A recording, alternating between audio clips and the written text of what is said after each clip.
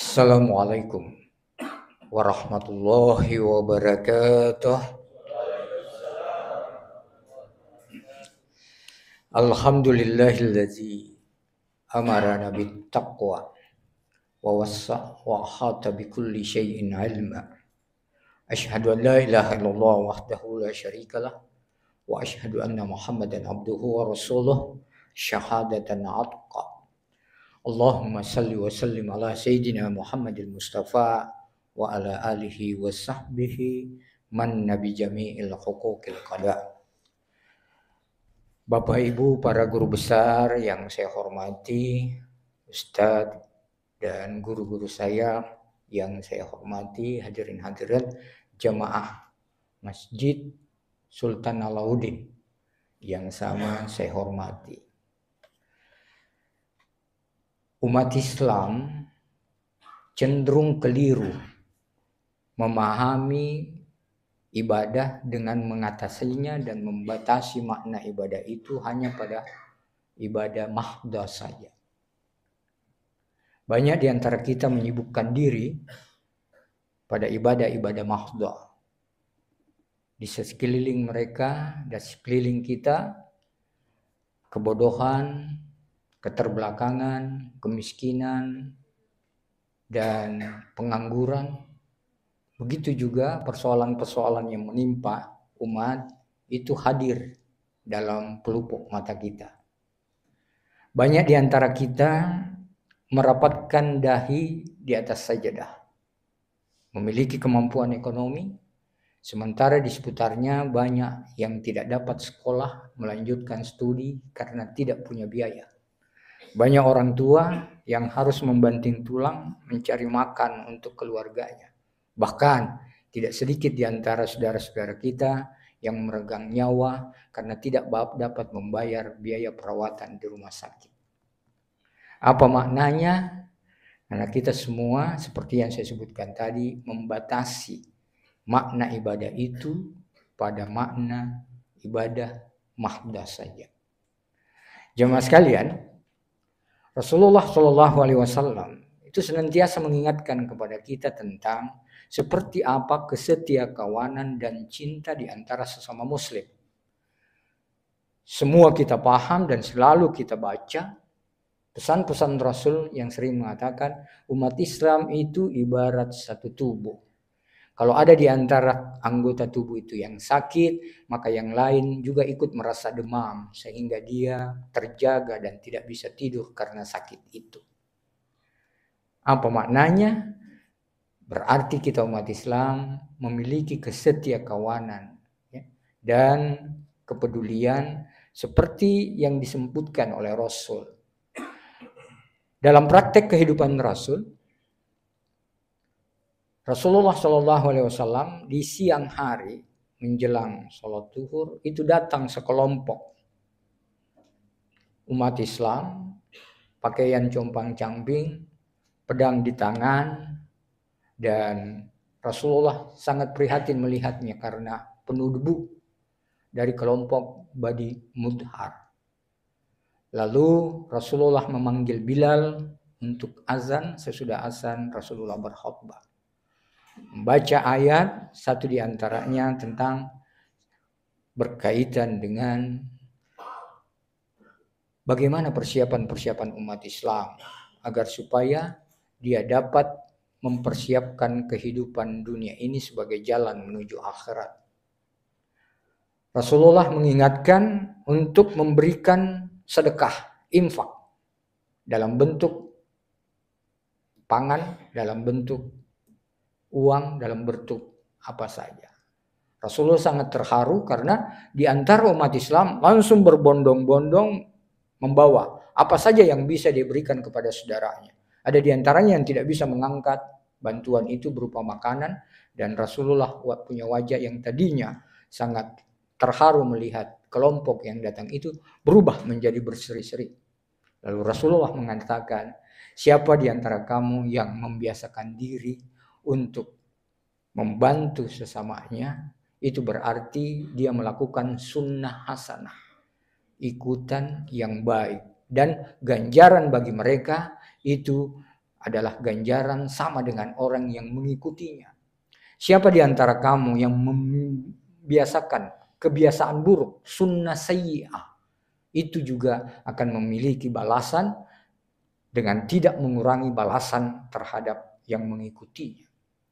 Jemaah sekalian, kalau kita melihat dalam kaitannya dengan kebodohan, keterbelakangan, kemiskinan, pengangguran itu sebagai persoalan personal, itu berarti kita terjebak pada sunnah sayyi'ah, kebiasaan buruk. Tetapi kalau kita melihatnya sebagai sesuatu masalah sosial dan membutuhkan aksi sosial, itu berarti kita masuk dalam kategori sunnah hasanah, kebiasaan baik yang harus kita hidupkan. Karena banyak di antara kita, ya, sebelum lanjut itu, menjadi motivasi untuk kita. Saya dengan Prof. Sahrir tadi cerita-cerita. Perlu jadi motivasi untuk kita umat Islam. Olimpiade ekonomi syariah tahun ini, itu justru diraih oleh salah seorang murid siswa dari SMA Katolik. SMA Katolik. Ini motivasi terbaru untuk kita. Kenapa bukan dari lembaga-lembaga pendidikan Islam yang justru menjuarai Olimpiade itu? Ya.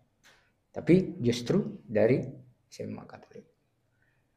Perkembangan ekonomi syariah itu di Medan justru banyak non-muslim yang menggerakkan itu. Non-muslim sebagai penggerak ekonomi syariah.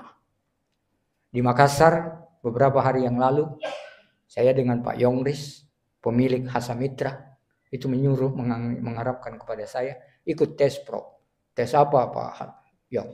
Dia bilang kami butuh yang namanya Dewas Syariah karena dia akan membuat bank ekonomi syariah. Ini tantangan-tantangan baru untuk kita umat Islam.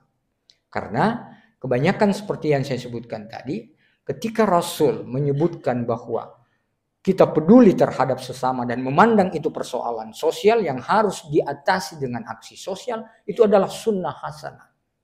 Tapi ketika kita melihat kemiskinan, kebodohan, keterbelakangan, itu adalah persoalan pribadi, persoalan individual, bahkan mungkin kita menganggap mereka karena malas, karena bodoh, tidak kreatif. Seperti hasil pertemuan ekonomi syariah untuk dunia Arab, semua sepakat bahwa harus membantu negara-negara miskin, tapi ujungnya dia terjebak pada kesimpulan bahwa keterbelakangan itu disebabkan karena kebodohan dan kemalasan mereka bekerja. Terjebak kembali pada sunnah sayyi'ah. Memandang persoalan kemiskinan, kebodohan itu persoalan pribadi. Padahal itu adalah masalah sosial yang harus diatasi dengan aksi sosial.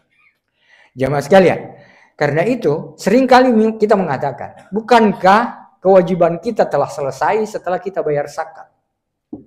Karena kita katakan sudah selesai. Rasulullah SAW berpesan karena pernyataan seperti itu juga pernah ditanyakan oleh Rasul. Rasul, kami sudah membayar zakat, berarti kewajiban kami terhadap semua itu selesai. Apa kata Rasul? Di dalam harta ada hak selain zakat. Rasul membaca surah Al-Baqarah 177. Laisal birra an tuwallu wujuhakum qibalal masyriqi wal maghrib, walakinnal birra man amana billah wa malaikatihi ila akhiril ayat. Jadi hak orang miskin kalau dia datang meminta kepada kita untuk menebus biaya perawatannya, karena pada diri kita ada kelebihan harta.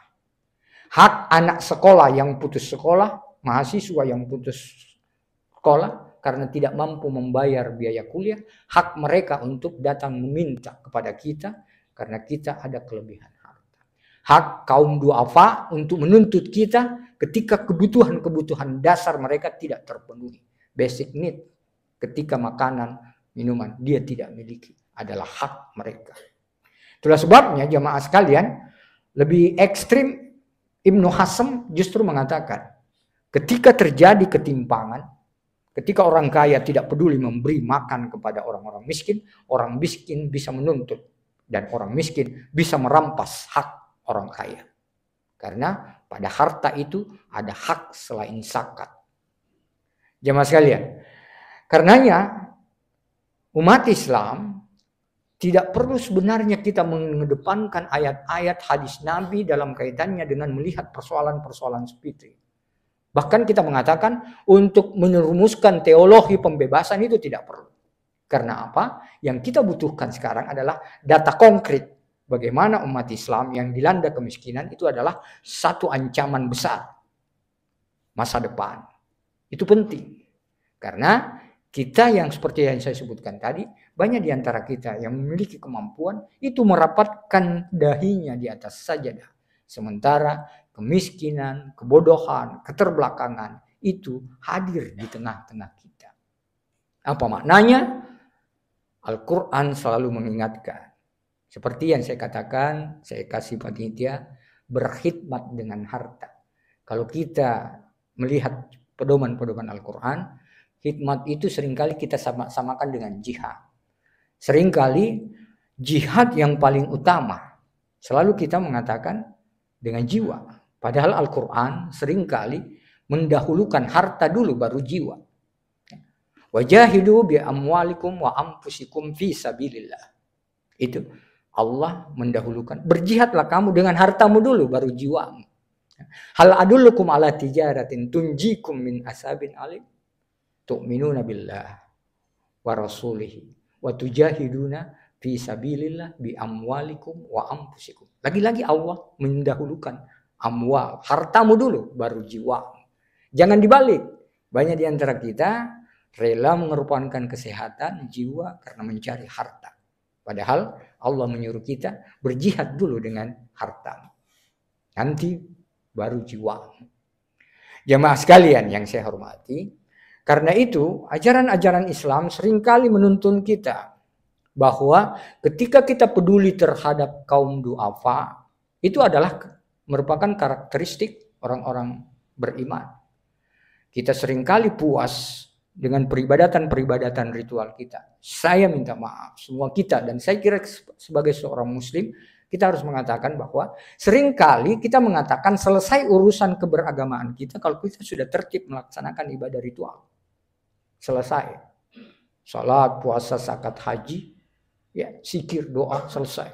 Padahal di luar itu justru Al-Quran memberikan penekanan bahwa ketakwaan itu justru jauh lebih banyak disebutkan berkaitan dengan infak, sedekah, zakat ketimbang sholat. Setiap kali Allah menginformasikan tentang ciri-ciri orang yang bertakwa, pasti berkaitan dengan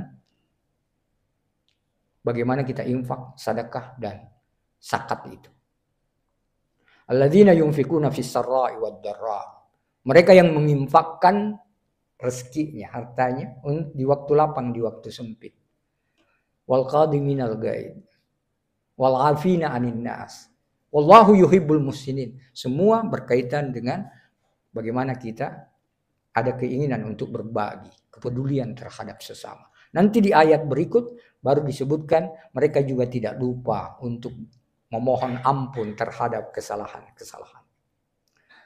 Jemaah sekalian, jadi yang pertama kita sebutkan karakteristik orang beriman itu banyak disebutkan mereka yang mau untuk peduli terhadap kaum mustada'afin.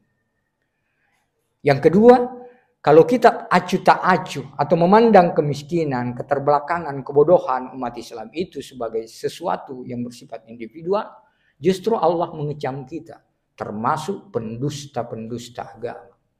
Araita alladzi yukassibu biddin. Pernahkah kamu melihat pendusta-pendusta agama? Allah menginformasikan, wa zalikal ladzi yad'ul yatim wa la yahuddu ala ta'amil miskin. Pendusta-pendusta agama adalah mereka yang taat beribadah ritual, tapi dia tidak menganjurkan untuk memberi makan kepada orang-orang miskin. Tidak santun kepada anak-anak yatim.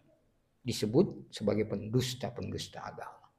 Yang ketiga, Islam mengajarkan bahwa ketika kita mau membantu kaum du'afa, mustada'afin, itu seringkali lebih utama dari ibadah-ibadah sunnah kita.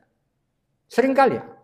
Al-Quran, hadis Nabi juga selalu menyatakan, siapa di antara kamu yang keluar dari rumahnya untuk membantu saudaranya, siang atau malam, berhasil atau tidak, itu jauh lebih utama daripada dia i'tikaf 2 bulan di masjid. Siapa di antara kamu yang membantu saudaranya, yang miskin, yang tidak punya, membantu janda yang tidak punya penghasilan, itu ibarat dia sholat terus menerus dan puasa terus menerus. Kalau saya biasa sebut contoh seperti itu, banyak biasa jamaah, oh iya bagus itu membantu janda yang miskin dan sebagainya. Iya, jamaah sekalian yang saya hormati, jadi sekali lagi saya mengatakan bahwa di kampus juga di Jumat lalu saya bilang di UIN, kita alhamdulillah sudah memberikan mentransfer knowledge kepada mahasiswa kita. Bagaimana pesan-pesan moral dalam kehidupan kita. Itu sudah kita lakukan di kelas, di Zoom dan sebagainya.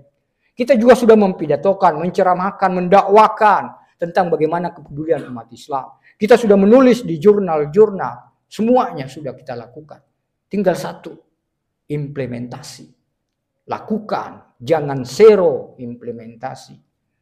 Jadi jangan kita banyak teori, jangan banyak konsep, tetapi dalam implementasi tidak kita lihat bagaimana membuktikan itu. Jemaah sekalian, Bapak Ibu, para guru besar, hadirin sekalian yang saya hormati, sekali lagi saya mengatakan bahwa ternyata dalam kaitannya dengan bagaimana kepedulian kita, kan Rasulullah SAW seringkali berpesan sama istrinya Aisyah, baik-baiklah kamu kepada fakir miskin, dekat akrablah dengan mereka, supaya Allah juga nanti dekat dengan kamu di hari kemudian. Dan kepada kita semua, Rasulullah berpesan bahwa segala sesuatu itu ada kuncinya. Kunci surga itu terletak pada kecintaan kita kepada fakir miskin. Hadanallahu wa iyyakum. Assalamualaikum warahmatullahi wabarakatuh.